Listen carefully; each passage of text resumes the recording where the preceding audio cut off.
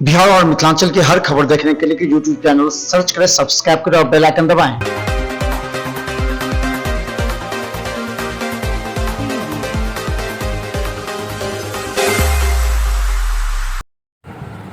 नमस्कार, बिहार मिथिला न्यूज में आपका स्वागत है। मैं हूं मनोज।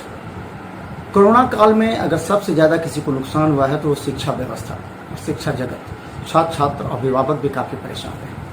हम बता दें, हमारे साथ होली मेरी इंटरनेशनल स्कूल के चेयरमैन हैं शिव किशोर जी। आपका स्वागत है। Thank you. खासकर ये बात अभी हम सभी से कर रहे हैं, 10वीं 12वीं के एग्जामिनेशन नहीं हुए, अभिभावक बैठे उनको पूरा हो सके। देखिए मनोज बाबू, मैं आपको कैसे बढ़े, लोगों तक शिक्षा कैसे पहुंचे, ये आप अपने चैनल के माध्यम से इस पर आप जोरदार काम करते रहे हैं। मैं आपको तहे दिल से मैं धन्यवाद देता हूं। और आज के दिन में जो इस महामारी काल में 1.5 साल 2 साल से कोरोना में सबसे ज़्यादा प्रभावित हुआ है तो शिक्षा। आपने सही कहा, 3-4 महीना तो कुछ बच्चे को, अभिभावक को या शिक्षकों को पता ही नहीं जो किस तरह से हम फिर से उभर करके आएंगे, हम अपने बच्चों को किस तरह से शिक्षा दे पाएंगे। कुछ दिन के बाद जब जून या जुलाई 2000 के बाद हम लोगों ने ऑनलाइन पढ़ाई का सिस्टम को शुरू किया और कोशिश किया कि ऑनलाइन के माध्यम से बच्चों को अच्छी शिक्षा दी जाए। और ऑनलाइन के माध्यम से, लेकिन ऑनलाइन में भी जैसे सुदूर देहात के बच्चे हैं,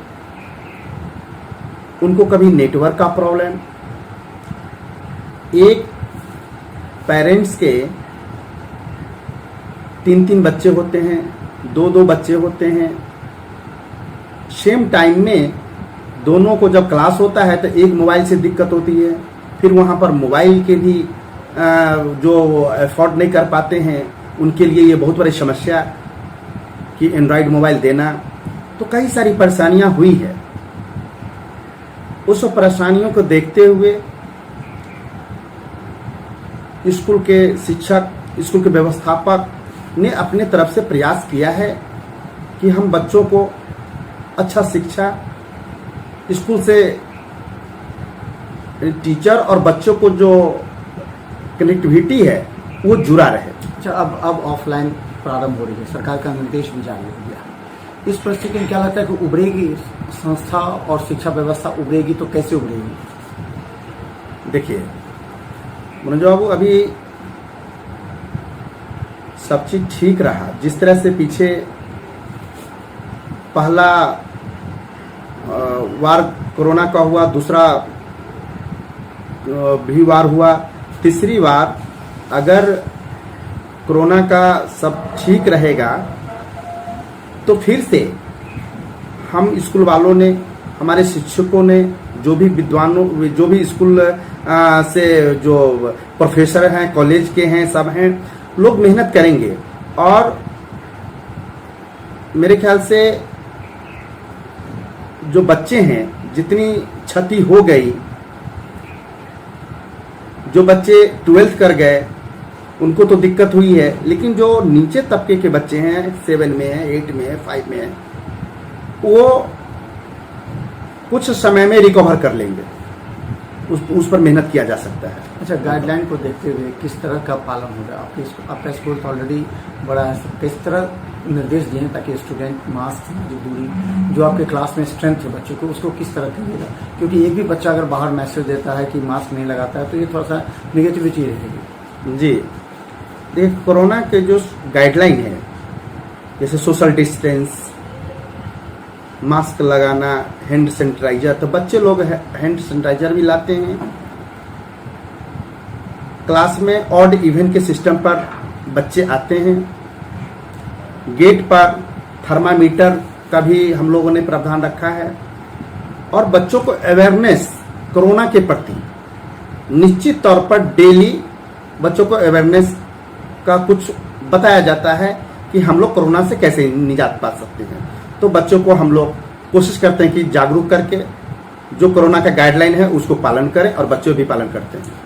अंतिम ये महत्वपूर्ण सवाल है, क्योंकि कोरोना संक्रमण में अभिभावक भी काफ़ी ज़्यादा लचर गए हैं आर्थिक रूप से भी।